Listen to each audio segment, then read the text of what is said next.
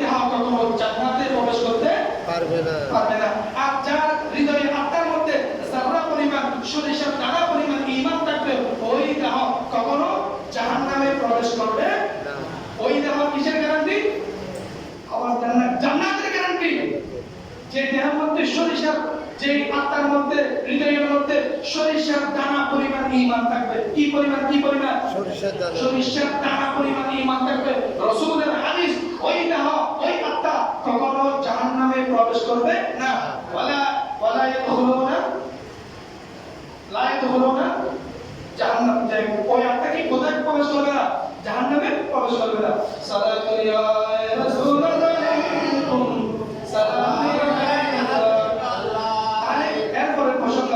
আমাদের যাদের মধ্যে গুনাহের প্রতি কিনে আছে। কিসের প্রতি?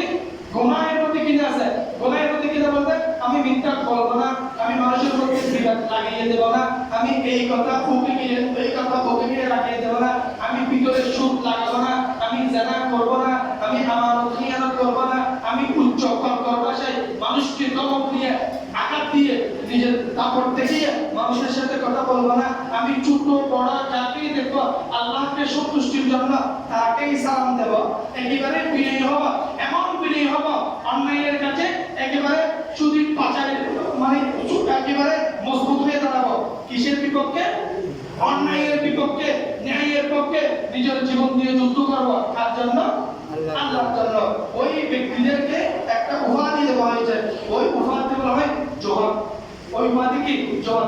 যার মধ্যে জোহর আছে তার মধ্যে কখনো অহংকার থাকবে না, তার মধ্যে কখনো দুনিয়া থাকতে পারে না। রাসূলুল্লাহ সাল্লাল্লাহু আলাইহি ওয়াসাল্লাম সাহাবী সমস্ত কিছু সাহাবীদেরকে নিয়ে আলোচনা করতেছিলেন। তখন একজন ব্যক্তি হঠাৎ এসে রাসূল সাল্লাল্লাহু আলাইহি ওয়াসাল্লামের চাদর মুবারক, কথাটা বুঝবেন কি মুবারক? চাদর মুবারক হঠাৎ টান দিয়ে খুলে ফেললেন। এ মুহাম্মদ, আমি আপনাকে ঋণ দিয়েছিলাম, সেটা খেজুর, মানে ওনার কাছ থেকে কিছু খেজুর নিয়েছেন, নির্দিষ্ট সময়ে খেজুরগুলো ফেরত দিবেন, এরকম একটা ঋণ দিয়েছেন, আপনি আমার জিনিসগুলো ফেরত দেন। তখন রাসূল সাল্লাল্লাহু আলাইহি ওয়াসাল্লাম নীরবে কোনো আওয়াজ দেন নাই। সঙ্গে সঙ্গে হযরত ফারুক আযম একেবারে দাঁড়িয়ে গেলেন, পীর প্রবল হয়ে দাঁড়িয়ে গেলেন। খোদার কসম, যদি রাসূলের সামনে যদি বেয়াদবি না হতো, আজকে আমি তোমার গর্দন এখানে ফেলে দিতাম। সুবহানাল্লাহ। আর আওয়াজ দেবেন না সুবহানাল্লাহ। সঙ্গে সঙ্গে রাসূল সাল্লাল্লাহু আলাইহি ওয়াসাল্লাম ফারুক আযমকে ডাক দিলেন, এই ফারুক আযম, এই ওমর ফারুক, তুমি এটা ভালো করো নাই, এটা তোমার ভালো হয়নি। সঙ্গে সঙ্গে ডাক দিলেন, সে আমার পাওনাদার, সে আমার কি না? পাওনাদার। সে আমার কাছে পাওনা নিতে আসছে, তার একটা সম্মান আছে, তার একটা কি আছে? সম্মান আছে। এখন সমাজে যিনি পাওনাদার তার থেকে জুতা আছে না, জুতা একটা পর একটা বদল হবে, তার পাওনাটাকে ফেরত পাই না। কারণ ভাই পাওনাদার ওরা কেন দিন না, নাকি বিদেশের না, নাকি তাদের ইন্দোলা অনেকের টিয়াকারি কভার রেকর্ড আছে না, আর আগে সিডিং না, অনেক কথা বলে কি বলে না? আরে বাবা, আপনি ধরে নিয়েছেন আপনার কাছে টাকা পাওনা আছে, আপনার তো উচিত ওইখানে গিয়ে হেঁটে গাড়িতে করে গিয়ে যার আমার তাকে ফেরত দেওয়া। এতগুলো ডায়লগের কি আছে? ডায়লগগুলো আমাদের সমাজে প্রচলন আছে না? আছে কি আছে না? অবশ্য আপনাদের সমাজে নেই, এমন বিভিন্ন সমাজে আছে আর কি, এটা বোঝাচ্ছে। এই সঙ্গে সঙ্গে হযরত ফারুক আযমকে ডেকে নিয়ে ওই ব্যক্তি যিনি চাদর কি করলেন, হাত দিলেন, রাসূলকে একটু মানে অপমানজনক অবস্থায়, মানে বিপরীত অবস্থায় পেলেন।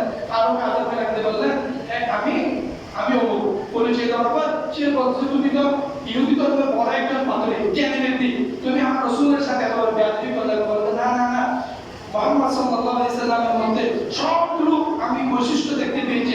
অতীতের যতগুলো পয়গম্বর রাসূল দুনিয়াতে এসেছেন, নবী এসেছেন, সকলের বৈশিষ্ট্য, সকলের গুণ রাসূলের মধ্যে আছে। আমি যদি একটু টেস্ট করেছি রাসূলের মধ্যে, মানে একটু ব্যক্তিত্ব, কিছু অহংকার আছে কিনা, তিনি সত্যিকারের রাসূল কিনা, আমি একটু কি করেছি, তাই করেছি। এটা বলে সঙ্গে সঙ্গে রাসূল সাল্লাল্লাহু আলাইহি সাল্লামের কদমে ওই পাদরে দুই হাত দিয়ে ক্ষমা চেয়ে, ইয়া রাসূলুল্লাহ, আমাকে আপনি কালিমা পাঠ করিবেন কি? লা ইলাহা ইল্লাল্লাহ মুহাম্মাদুর রাসূলুল্লাহ সাল্লাল্লাহু আলাইহি ওয়াসাল্লাম। হযরত রাসূল সাল্লাল্লাহু আলাইহি ওয়াসাল্লাম সাহাবা কাফেরদের সাথে যুদ্ধ করতে করতে এমন তুমুল যুদ্ধ চলতেছে, যুদ্ধ পরিস্থিতি এমন হয়েছে কে জিতবে কে হারবে সেটা নয়, তবে যুদ্ধের পরিস্থিতি খুবই ভয়াবহ। তখন একজন সাহাবা একজন কাফেরকে হত্যা করার জন্য, মানে আল্লাহর রাসূলকে হত্যা করবে, তার বুকের উপর বসে গেলেন। তার মানে তার হাত পা সকল এখন বন্দী হয়ে গেছে। তার মুখ থেকে তুতু নিক্ষেপ করলো কাকে? সাহাবাকে। কাকে? সাহাবাকে। কথা না বলতে জিজ্ঞাসা করলো কাকে তুতু নিক্ষেপ করলো? সাহাবাকে তুতু নিক্ষেপ করলো। তুতু নিক্ষেপ করার সঙ্গে সঙ্গে ওই সাহাবা ওই কাফেরের শরীর থেকে উঠে দাঁড়িয়ে গেলেন। আমি আল্লাহর জন্য তোমাকে হত্যা করতে চেয়েছিলাম। কার জন্য? আল্লাহর জন্য। আওয়াজ দেন না, কার জন্য? আল্লাহর জন্য। আমি যুদ্ধে এসেছি কার জন্য? আল্লাহর জন্য। আমরা যুদ্ধ করি কার জন্য? আমার সব কিছু কার জন্য? আমার দিলের মধ্যে দুনিয়া নাই। আমার দিলের মধ্যে কি নাই? আমার দিলের মধ্যে কি নাই? আমাদের দিলের মধ্যে দুনিয়া আছে? আমাদের দিলের মধ্যে দুনিয়া নাই? আছে। আমাদের দিলের মধ্যে দুনিয়া আছে কি নাই? আছে। আওয়াজ একটু জোরে দেন না। নাই বলেন। আমাদের দিলের মধ্যে কি নাই? দুনিয়া আছে। দুনিয়া নাই। আজকে থেকে নাই। আছে সে আমিও জানি, আমার পক্ষেও আছে, আপনার পক্ষেও আছে। আপনি জায়গা একটা কিনছেন, আরেকটা কিনার স্বপ্ন দেখতে পারেন, কিন্তু আল্লাহর ঘরে আপনি যাইতে পারেন না। আল্লাহর ঘরে আপনার যাওয়ার সুযোগ হয় না। আপনার দিলে দুনিয়া আছে কি নাই? আছে। আপনি অনেক টাকার মালিক, গরিব, ক্ষুধার্ত, অনেক অসহায় মানুষ কষ্ট পায়, আপনার ব্যাংক থেকে 1 লাখ টাকা 2 লাখ টাকা গরিবের জন্য খরচ হয় না, তাহলে আপনার দিলে দুনিয়া আছে না? আছে। হ্যাঁ? একজন ফকির আপনার কাছে হাত দেয় 2টা টাকার জন্য, আপনি চাইলে 2টা টাকা ফকিরকে দিতে পারেন, কিন্তু আপনি ইচ্ছা থাকা সত্ত্বেও সামর্থ্যবান হওয়ার সত্ত্বেও আপনি দেন নাই, তাহলে আপনার দিলে দুনিয়া আছে না? আছে। আপনার কাছে কোন একজন ব্যক্তি পরামর্শ চাইল, ওয়া অমর খবরে আর নই বাবা বিন্দম স্যার বাবা কেন গো? আপনি জানেন যে এটা নেশাখোর। আপনি জানেন যে এটা কি? নেশাখোর। ছেলের বাবা মানে একবার নিয়ন্ত্রণহীন মানুষ, অশালীন ভাষায় গালিগালাজ করে, অনেক রকম মূর্তি আছে না? আমি সবার কথা বলতেছি না, এই সমাজের কথা বলতেছি না। আমার বাবাও অনেক বিচার করতেন জন্মের পর থেকে সমাজে, যখন আমি দেখছি, আমি এগুলো বলতেছি। পুত্রবধূকে নিজের মেয়েকে একেবারে বিচ্ছিরি কথা বলে, পুত্রবধূর শরীর নিয়ে কথা বলে। আবার এমনও দেখছি নিজের স্বামীকে কামড়াইতে মাথা থেকে পা পর্যন্ত গোস্ত দিয়ে ফেলছে, এরকমও দেখছি। এগুলো সামাজিক, এগুলো আমাদের সমাজের মধ্যে বিরাজমান আছে। কি কারণে আছে? প্রত্যেকের দিলের মধ্যে দুনিয়া থাকার কারণে। কি থাকার কারণে? দুনিয়া থাকার কারণে। পারিবারিক ভাই ভাইয়ের মধ্যে দ্বন্দ্ব, ভাই বোনের মধ্যে দ্বন্দ্ব, প্রতিবেশীর সাথে দ্বন্দ্ব। এক প্রতিবেশী খুব হৃদয়বান, বারবার ক্ষমা করতে থাকে, বারবার তাকে ভালোবাসা দিতে থাকে, বারবার তাকে মহব্বতের চোখে দেখতে থাকে, কিন্তু বারবার ওই ব্যক্তি আঘাত আর যন্ত্রণা আর ব্যথা দিতেই থাকে। বলুন তো এই হৃদয়, এই অন্তর কয়বার ক্ষমা করতে পারে? ক্ষমা করার একটা লিমিট আছে না? আছে। ক্ষমা করার একটা লিমিট আছে না? আচ্ছা, একটা বিচারের মধ্যে দেখেছিলাম, একটা অন্যরকম সামাজিক ঘটনা।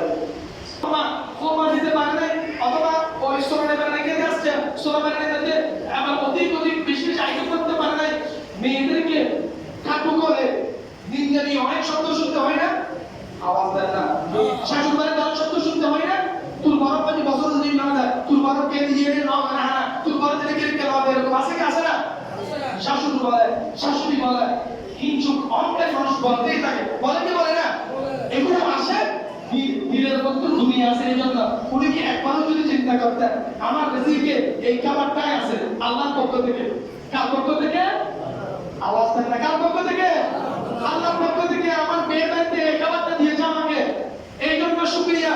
এখন দেখতেছি অনেক বিয়ে ভেঙে যাচ্ছে, ইসাবাস শুরু কার?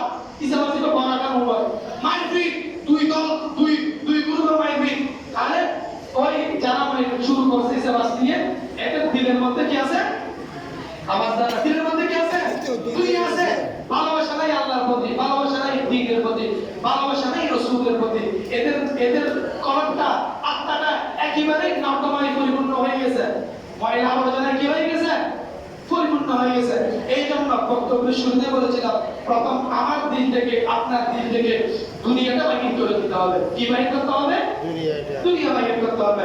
আমার আপনার দিন থেকে যদি দুনিয়া বাহির করে দিতে পারে, আল্লাহ তাআলা ওয়াদা করেছেন, লা তাকানাতু মির রাহমাতিল্লাহ, বান্দা যতই গুনাহ করো, তুমি যত বড়ই পাপী হও, আমি আল্লাহ তোমাকে ওয়াদা দিচ্ছি, বান্দা তোমার সমস্ত অপরাধ, সমস্ত গুনাহ, সমস্ত পাপ আমি নেক আমল দিয়ে পরিবর্তন করে দেব। সুবহানাল্লাহ।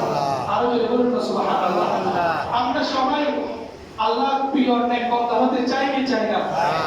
আরো জোরে বলেন, চাই কি চাই না? সকলের কানে একবার বলি, লা ইলাহা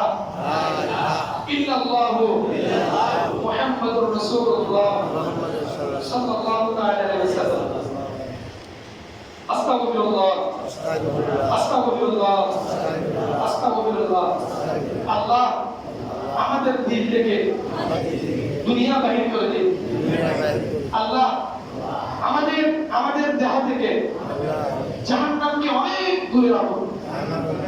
জান্নাতের নিকটে আমাদেরকে কবুল করুন, জান্নাতের মধ্যে আমাদেরকে কবুল করুন। आमीन। फरिश्तों के सलाम